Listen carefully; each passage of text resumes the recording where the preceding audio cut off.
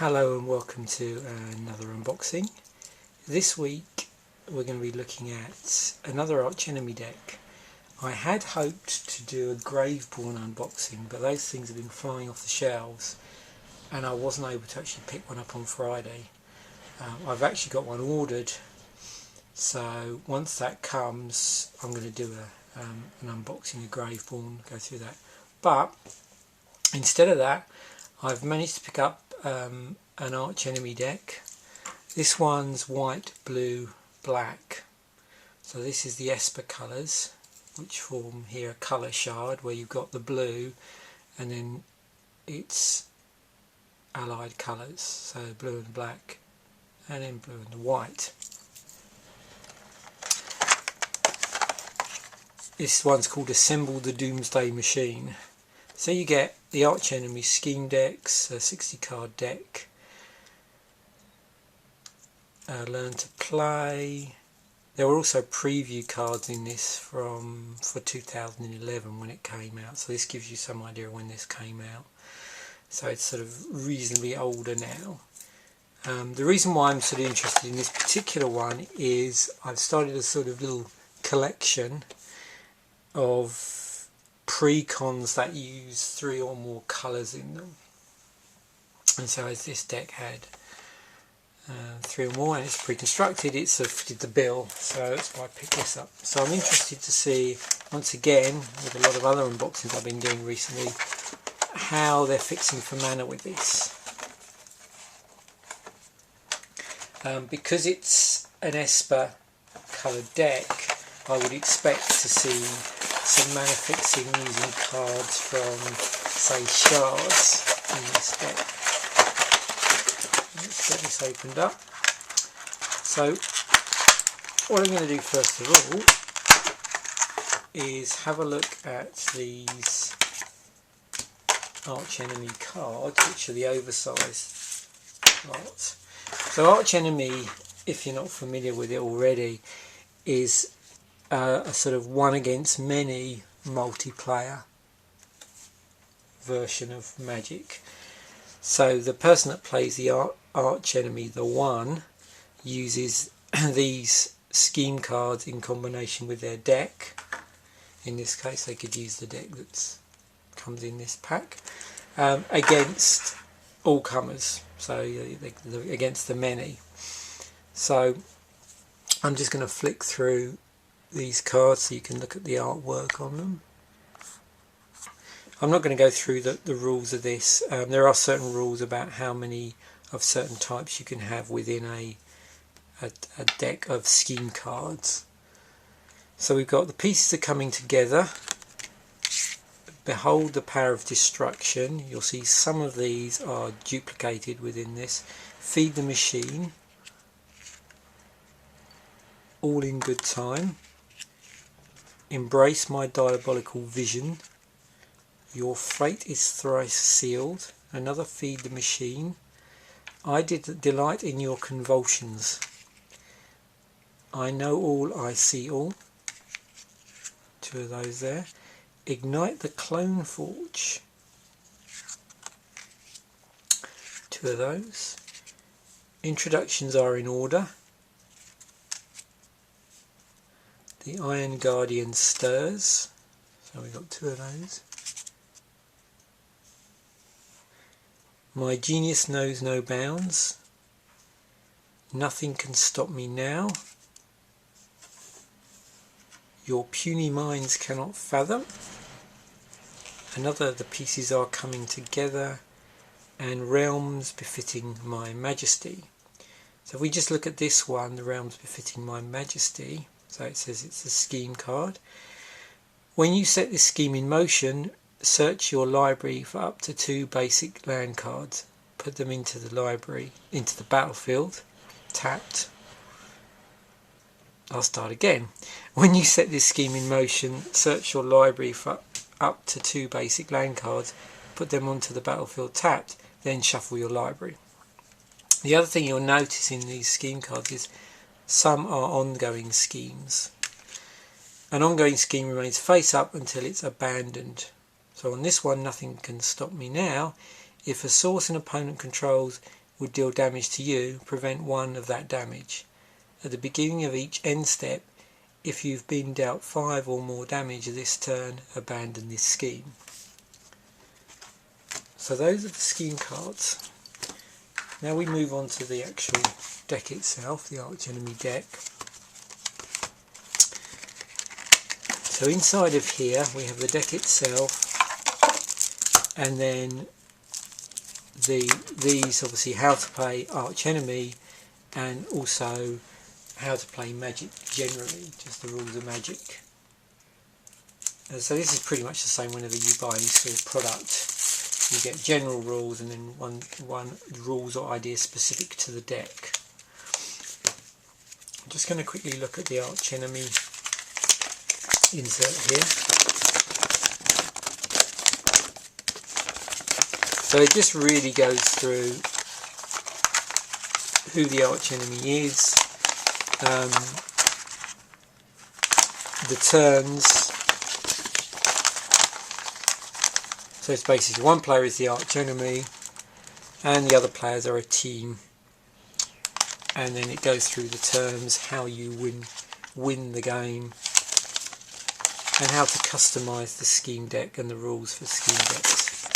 And then on the back it lists the components of the various decks. There's basically 4 Archenemy decks, and you can see this one over here is the Assemble the Doomsday machine.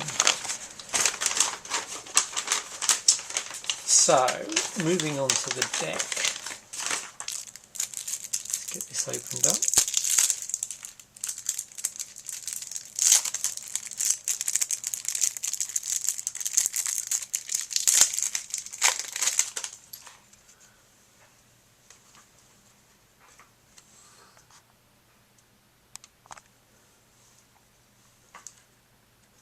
Okay.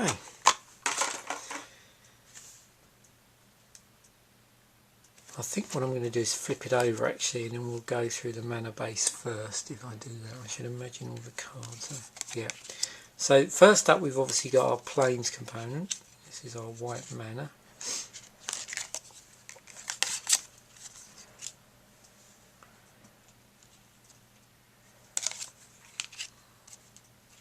pretty standard here. Going through all our whites, then I'll go into our blue, our islands.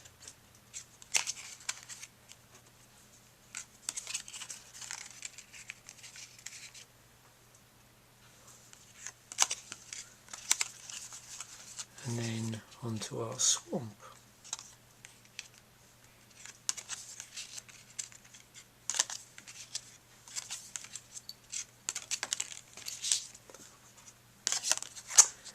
And then also we have some Terramorphic Expanse,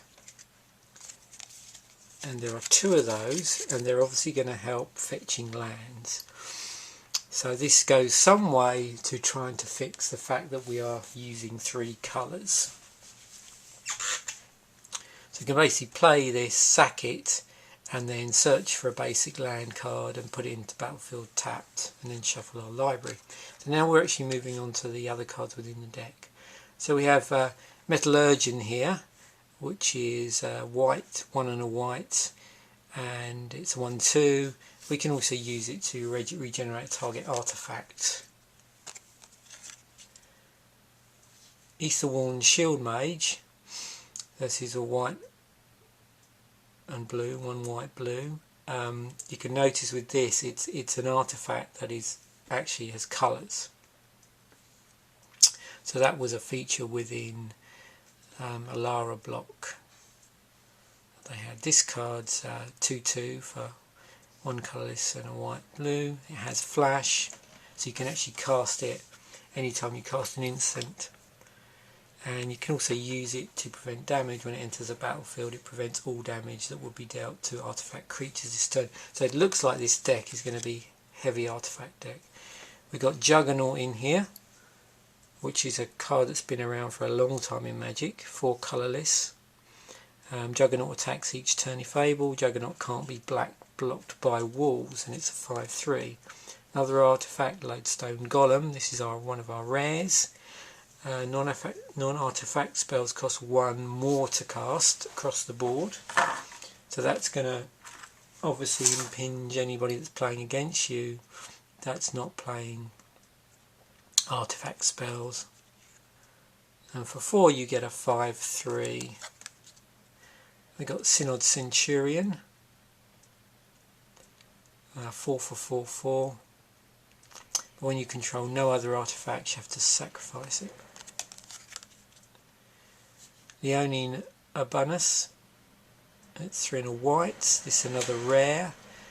Artifacts you control can't be the target of spells or abilities your opponents control.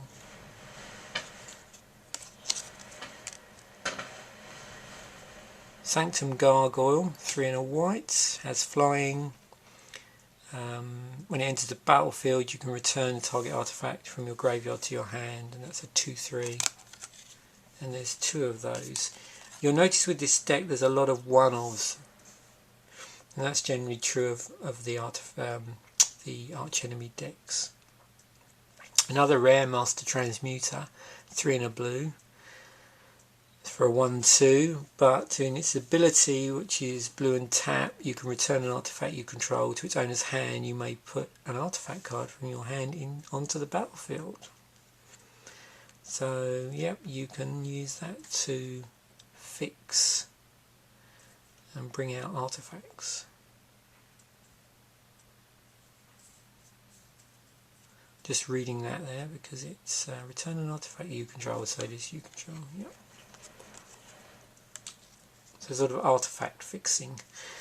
Architects of Will, creature, artifact creature, another artifact creature which has, it isn't basically colourless, it's blue-black. And also when it comes into play, you can use it to look at the top 3 cards of a target player's library and then put them back in any order. And it has cycling, so you can discard the card and draw a card. Duplicant, another rare, 6 colourless for a 2/4. It does have imprint on it, and under the ability text here we got, when Duplicant enters the battlefield you may exile target non-token creature. As long as the exiled card is a creature card, Duplicant has that card's power and toughness and creature type. It's still a shapeshifter. Magister Sphinx. So this has got all 3 colours in it, all 3 Esper colours, white, blue, black. So what this does when it comes into into play, when it enters the battlefield, the target player life total becomes 10. Memnarch, another rare, 7 colourless for a 4/5. For 1 colourless, 2 blue, target permanent becomes an artifact in addition to its other types. So with this deck, if there's any artifact pumping, any permanents you give make artifacts are going to benefit from that. And for 3 and a blue you can gain control of a target artifact. Sundering Titan, which is an 8 colourless 7/10, it's a rare. When Sundering Titan enters the battlefield or leaves the battlefield, choose a land of each basic land type, then destroy those lands. So you can use that to basically destroy your opponent's lands, providing of course they don't have the same type as you, otherwise you'll end up destroying your own lands. Everflowing Chalice.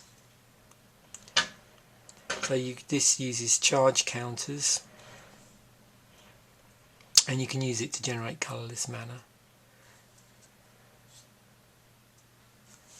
So you use the multi-kicker basically to put charge counters on it, and then when you tap it you can use that to generate the mana based on the amount of charge counters on that. So very good in obviously in an artifact deck, or I should say colourless artifacts, because you're generating colourless mana. Ether Spellbomb, artifact, 1 to cast. For blue you can sacrifice it and return a target creature to its owner's hand. For one colourless, you can sacrifice it and draw a card. And there's 2 of those. Synod Sanctum, another artifact, 1 colourless, and again you've got a choice here. For 2 colourless, you can tap it and exile a target permanent you control. For 2 colourless, you can just sacrifice Synod Sanctum, return all cards exiled with Synod Sanctum to the battlefield under your control. Azorius Signet. So now we're moving on to some mana fixing here. This costs 2 colourless to cast. For 1 colourless, you can tap it and add white blue to your mana pool. Give me a Signet. This adds same principle, but it adds blue black. Lightning Greaves gives equipped creatures Shroud and Haste, and it costs 0 to equip, it costs 2 to cast. Sun Droplet. This uses charge counters. It's an artifact, so whenever you're dealt damage you put charge counters onto it, and at the beginning of each upkeep you can remove charge counters from Sun Droplet and use it to gain life. Backwind Broom, 1 and either white or black on this. So it's an instant, and you can use it to prevent, well, depending on what colours you cast, you've got a choice. You can prevent all combat damage if you used white mana to cast it.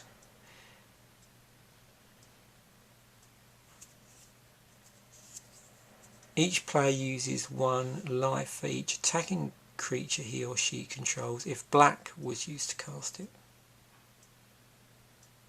And of course, technically, because it's 1 colourless, you could cast this using both white and black. Agony Warps, blue-black, instant, gives target creatures -3/-0 until end of turn, or target creature gets -0/-3 until end of turn. And there's 2 of those. Another mana fixing here, Obelisk of Esper, not surprisingly, with Esper colours. 3 colours to cast, and you can tap it to add white, blue or black to your mana pool. Thunderstaff, another artifact, 3 colourless to cast. Thunderstaff is tapped and a creature would deal combat damage to you, prevent 1 of that damage.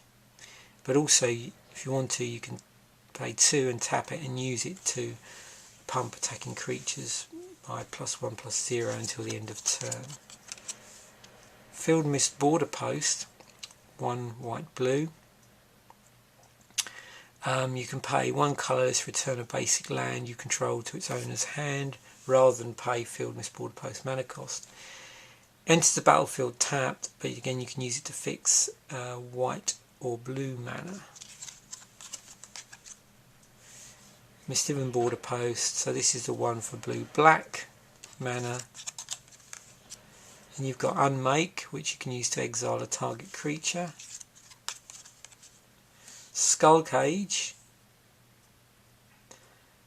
and this will do damage to an opponent at the beginning of the upkeep, and to each opponent actually, unless they've got exactly 3 or exactly 4 cards in hand.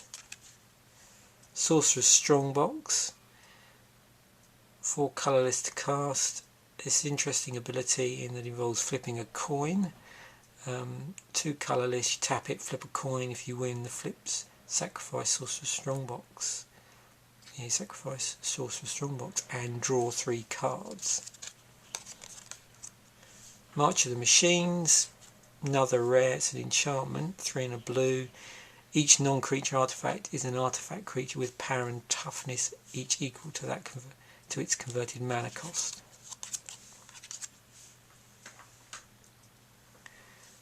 Unbender Tine, you can use this to untap another target permanent.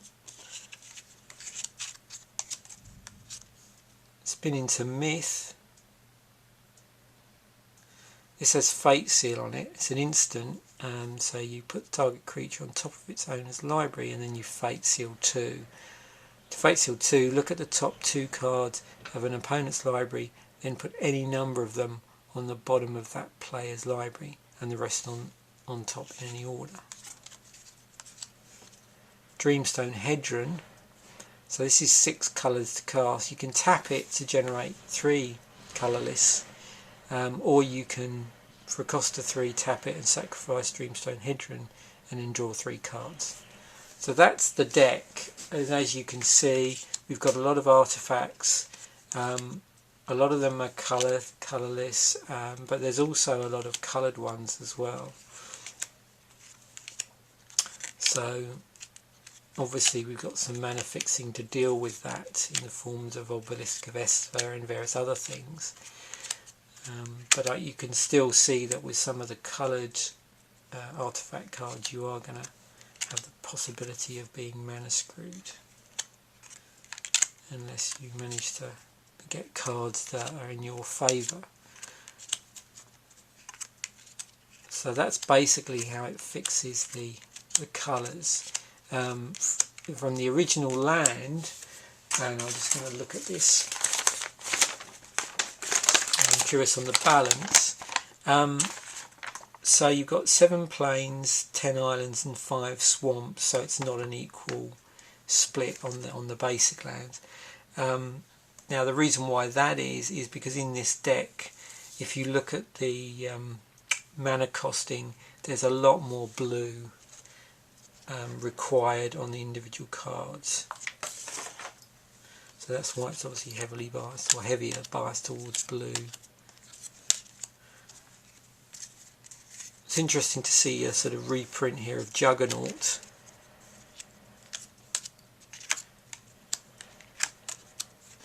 So there we have the deck. Okay, thanks for watching.